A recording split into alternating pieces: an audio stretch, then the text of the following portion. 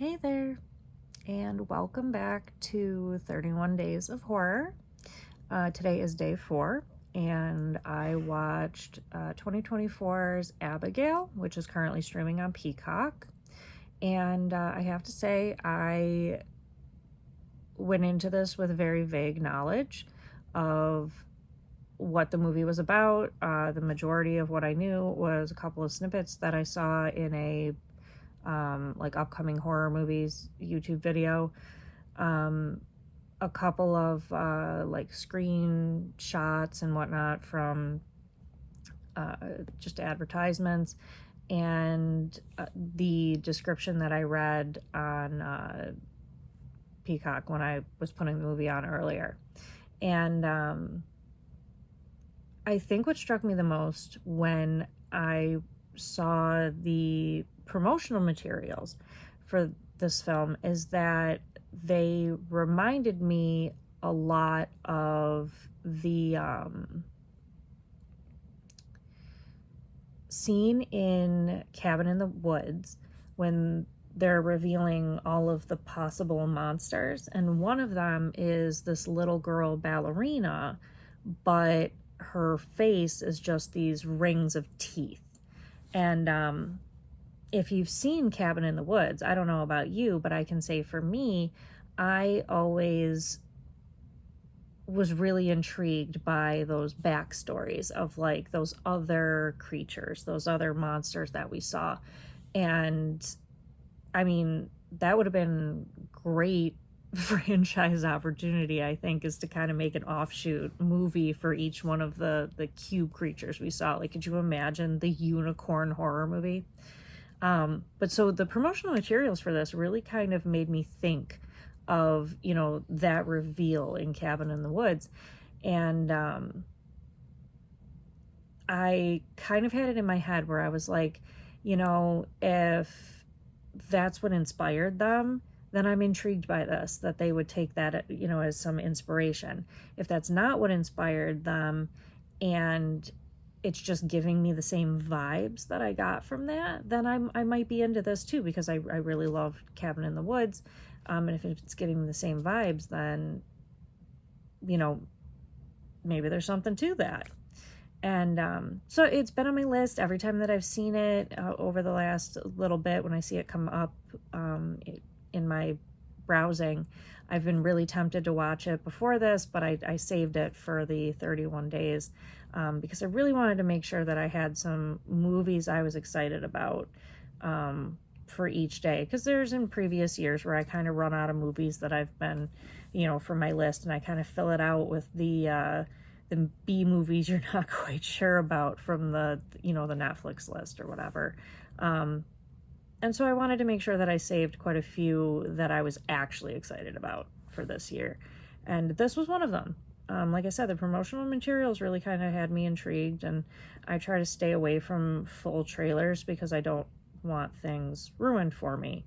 So the only thing that I knew about this going into it is the premise of the movie was a team of, I guess, criminals are hired to kidnap the daughter of a wealthy businessman, only to find out that this girl is actually a vampire, and then chaos ensues.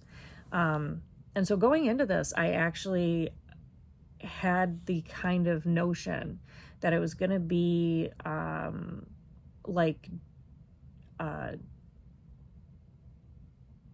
Breathe. Don't Breathe, I think, where there's the criminals and they break into the blind guy's house. And that's a very serious movie. It's straight up horror, and it's very serious, and it's very violent, and that's kind of what I was expecting from this. It's just vampires instead of crazy ex-military guys. And it wasn't that. And it surprised me, and it kind of delighted me, and I found myself really enjoying the movie. And one of the things that really drew me into this and had me excited about it is when I saw that Catherine Newton was going to be in it. and she played Claire Novak on Supernatural, which was and still is one of my favorite shows. I loved her character on that show, and since it's ended, I've really been enjoying seeing where the different actors have ended up and the projects that they're working on. And I know that whenever she shows up in a project, I'm going to enjoy it. She was in, years ago, she was in a movie called Freaky with Vince Vaughn, where it was a Freaky Friday situation, and she ended up switching bodies. She's a teenage girl. She switches bodies with a middle-aged serial killer. And I really enjoyed that movie. I enjoyed how she played her character. And so every time that I see she's going to be in a project, especially if it's horror related, I'm always really excited to check that out.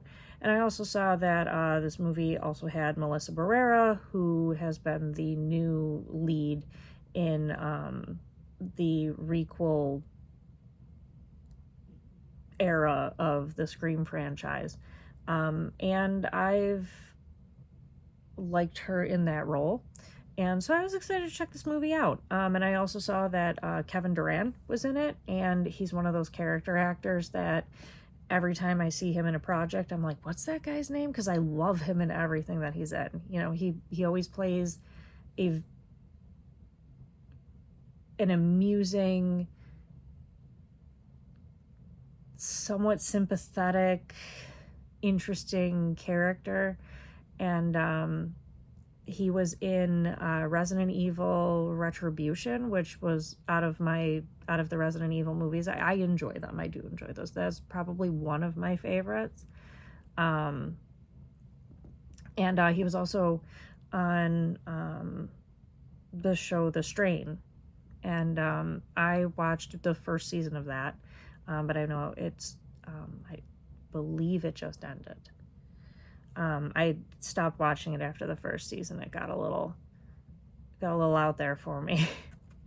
Anyway, I knew that these are always people that I enjoy watching, and so like I said, it didn't disappoint, and it was also really cool to see Giancarlo Esposito in another role, because everything he's in is always perfection when he's on the screen. So this really didn't disappoint, and I was pleasantly surprised that it wasn't a serious, it wasn't goofy, but it wasn't a straight up, like, we're gonna do this serious drama, scary horror movie.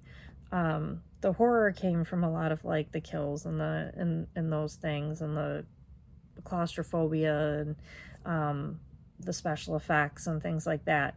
The scares weren't meant to be psychological. And there was some comedy, there was some lightness, and it was interesting. It was entertaining, and I think it's important to know that I have a major distinction between good movies and entertaining movies. To me, good movies are like The Shawshank Redemption, where it's a classic. You know, there's few things that people can say are wrong with it. There's people from all different kinds of backgrounds who enjoy it. That's a good movie. But entertaining movies don't necessarily have to be good. They can be silly concepts. They can be don't ask too many questions. They can be over the top or poorly acted. And it can still be entertaining. And I thoroughly prefer entertaining movies to good movies most of the time. Because when I sit down to watch something, I want to be entertained. I want to be happy that I spent the time to watch that, because there's so much crazy stuff going on all over that when I sit down and I have the time to watch something, I want to enjoy it. And horror has always been something that I've enjoyed because it explores so many different parts of life. And I think one of the cool things about this movie is that it is a don't ask too many questions.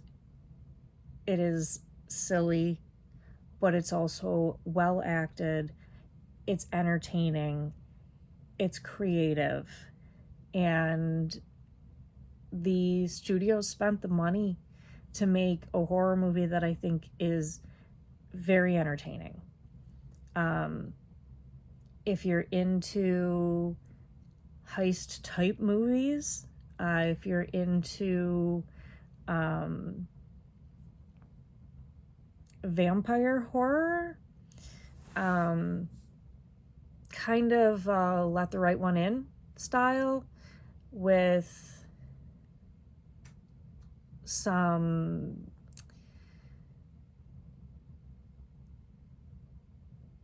kind of, heisty movie things in mixed in, then I think this might be a good movie for you to check out. Also, I think it would be a good movie to check out if you're not 100% in on the horror genre. That's another thing that I think some people are put off with the horror genre, because I think people think when they hear horror movies, a lot of times they think slasher movies, or they think whatever the current thing is, like the Terrifier movies, or the current, like, oh my gods, or there was the Saw franchise and the Hostel movies and things like that. I think some people like to be scared, and they like to, have those little bit of jump scares, but they don't like to be too scared. They don't like to be horrified. They don't want to go home feeling depressed and bleak. Not everybody wants to watch the Babadook.